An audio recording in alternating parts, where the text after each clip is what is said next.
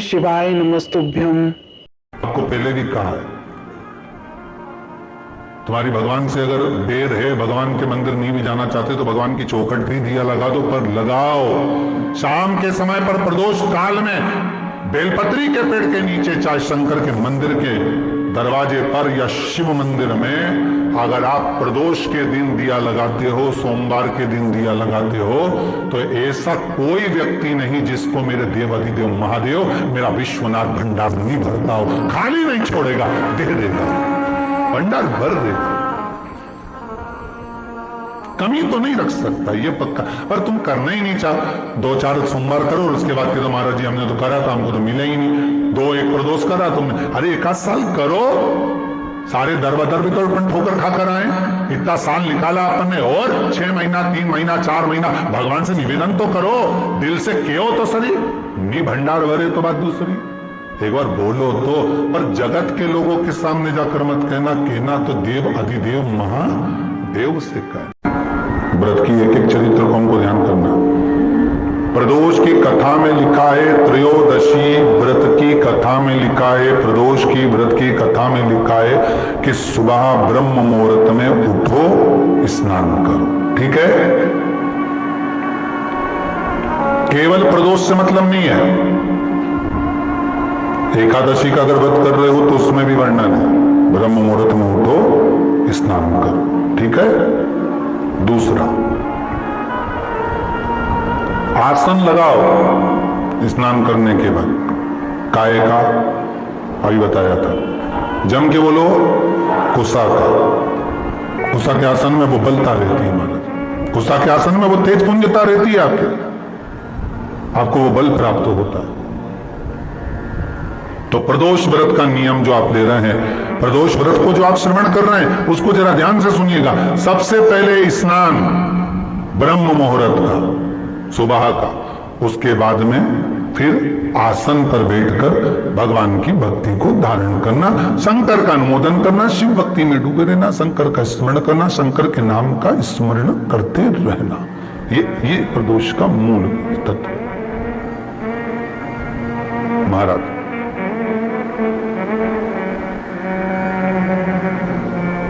प्रदोष व्रत करने वाले को भोजन नहीं करना चाहिए, ध्यान दीजिए। फलाहार करो, उसमें भी नमक का सेवन मत करो। प्रदोष व्रत में नमक का सेवन वर्जित होता है, कारण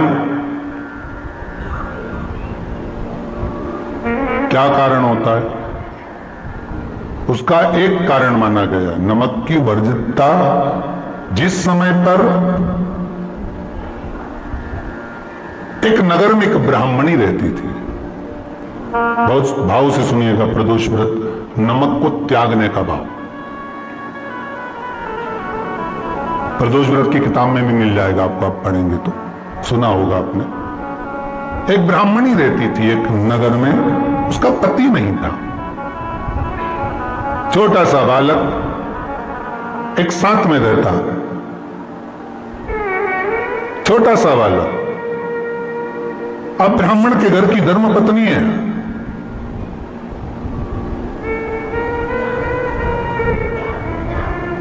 ब्राह्मण कर्मकांड करने वाला, पूजन करने वाला, पाठ करने वाला, अनुष्ठान करने वाला, पूजन करने वाला, मंत्र जाप करने वाला, भगवत भक्ति में डूबने वाला। ब्राह्मण तो चले गया, ब्राह्मणी बच्चे के साथ रह रही, क्या करे वो, अकेली निवास कर रही है।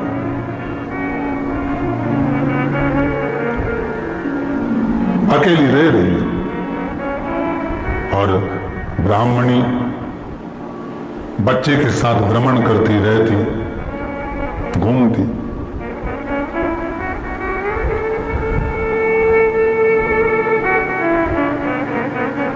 कहीं कहीं दर दर जाकर कुछ भिक्षा को मांग कर लेकर आ जाती, और भिक्षा लाने के बाद में उस भिक्षा को जब लेकर आती तो अपने बच्चे को भी खिलाती और स्वयं भी उसका पान करती।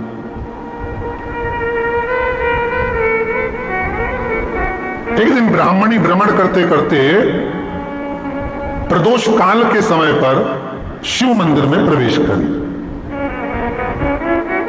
प्रदोष काल के समय पर। और शंकर मंदिर में जब प्रवेश करा, प्रदोष काल किसको कहते हैं?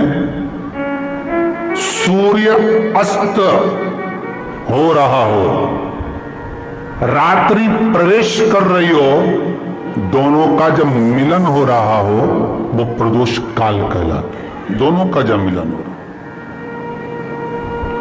सूर्यास्त हो रहा हो, रात्रि अपना चरण बढ़ाने के लिए आगे बढ़ रही हो और दोनों का जब मिलन हो रहा है, वो प्रदोष काल है, वो प्रदोष का समय है।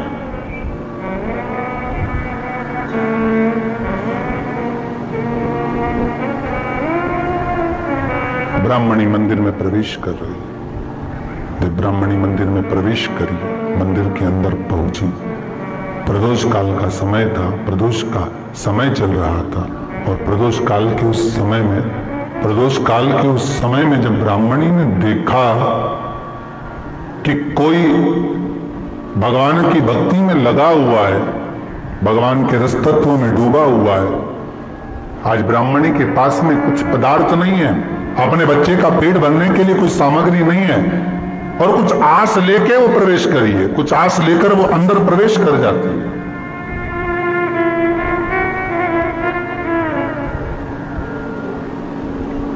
कोई ऋषि की पत्नी, कोई ब्राह्मण जन की अर्धांगिनी उस प्रदोष के समय पर शंकर का अभिषेक पूजन कर रही थी, भगवान शिव की आराधना कर रही थी, भगवान की भक्ति में डूबी हुई थी। बोल,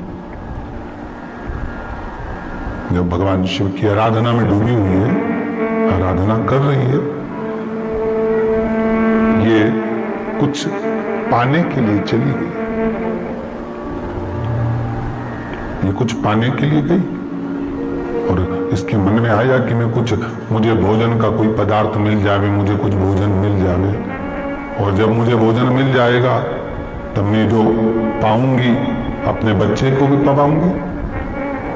पर जिस मंदिर में वो प्रवेश करी थी, जहां पर नारी पूजन कर रही थी शंकर की प्रदोष काल में, वहां पर पड़ी हुई कुछ वस्तु को इस ब्राह्मणी ने मांग लिया।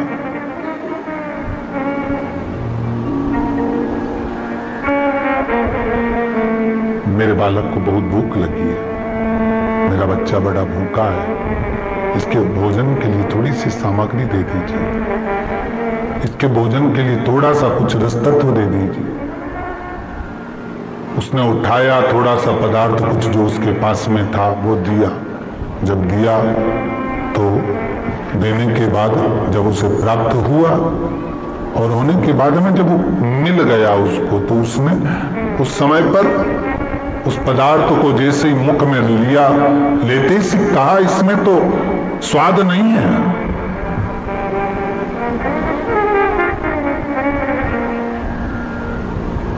इसमें स्वाद नहीं है। महाराज,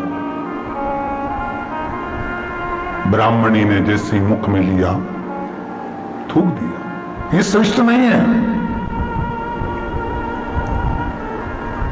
जो ऋषि की पत्नी अंदर पूजन कर रही थी प्रदोष काल में, उसने कह दिया, आपका चेहरा बता रहा है कि आप ब्राह्मण की धर्म पत्नी हो,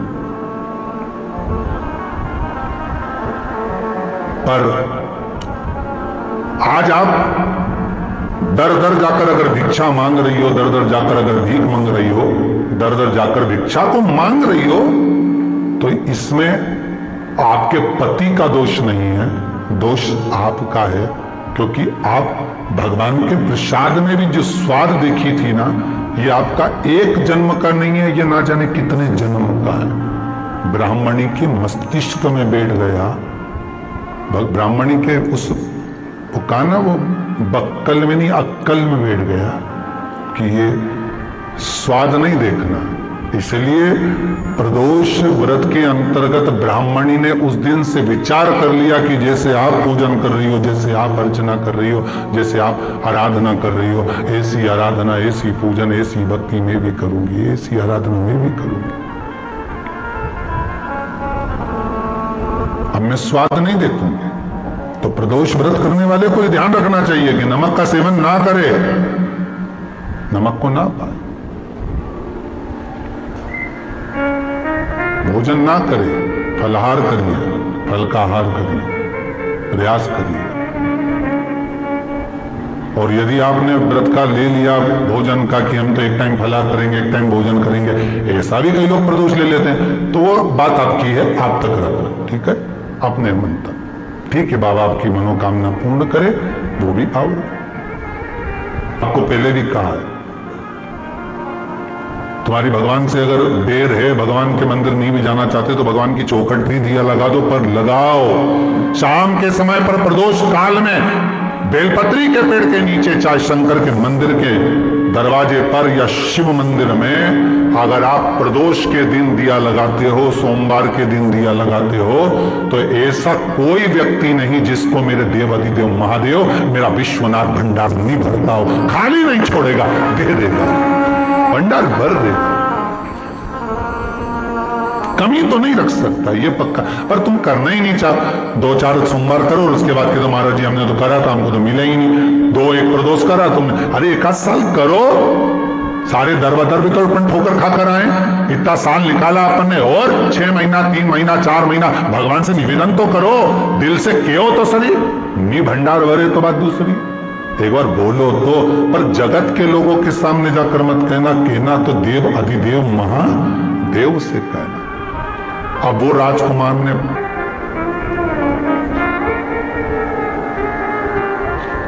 आगे वर्णन आया, प्रदोष व्रत करने वाले को प्रदोष के दिन प्रयास करना चाहिए कि रात्रि के समय पर आधा घंटा, 10 मिनट, 20 मिनट जागरण करे। जागरण मतलब थोड़ा भगवान का भजन कर ले, भले 4-5 माताएं इकट्ठी नहीं हो तो अपन अकेली कर लो। अपन अकेली कम है क्या भाई, अपन कम पड़े। आराधना अकेले भी करो, जागरण करो। जब आपकी 11 प्रदोष हो जाए, 26 प्रदोष हो जाए, तब उद्यापन करो। उद्यापन 2 ब्राह्मणों को जोड़े से बुलाओ, ब्राह्मणों को जोड़े से बुलाकर उनके चरणों की पूजन कर कर, आराधना कर कर, सुंदर मंडप तैयार कर कर भगवान का, उसमें सुंदर रंगोली डालकर, मंडल बनवाकर पूजन करो शंकर भगवान की प्रदोष का। एक दिन पहले गणेश की आराधना करो, पूजन करो, और प्रदोष वाले दिन जो मंडल बनाए हैं पूजन अर्चना करने के लिए, जो स्थान दिया है उसकी आराधना करो। खीर की आहुतियां दीजिए 108 बार। जो ब्राह्मण आए उनके माध्यम से मंत्रों द्वारा पूजन कराकर खीर की आहुतियां दीजिए, शिव नाम महाराज। फिर ब्राह्मणों को जोड़े से भोजन कराकर, चरणों को नमन कर कर, दक्षिणा प्रदान कर कर, निवेदन कर कर ब्राह्मणों से कहें, हे ब्राह्मण देवता, आप हमें आशीर्वाद प्रदान करें कि जिस प्रदोष का हमने व्रत किया है उस व्रत का पुण्य फल हमें प्राप्त हो। ऐसा ब्राह्मण चरण को नमन कर कर, प्रणाम कर कर उनसे अपने मस्तक पर अक्षत छुड़वाएं, फिर नमन कर कर, भोजन कराकर विदा करें। शाम को भगवान का जागरण करें। ऐसे प्रदोष व्रत का उद्यापन कर अपने जीवन को सार्थक बनाएं। ऐसा सुंदर प्रदोष व्रत का व्याख्यान वर्णन स्कंद पुराण में करा गया। वही स्कंद पुराण का प्रदोष व्रत का वर्णन आपको शिव महापुराण के इस सुंदर संवाद में किया गया।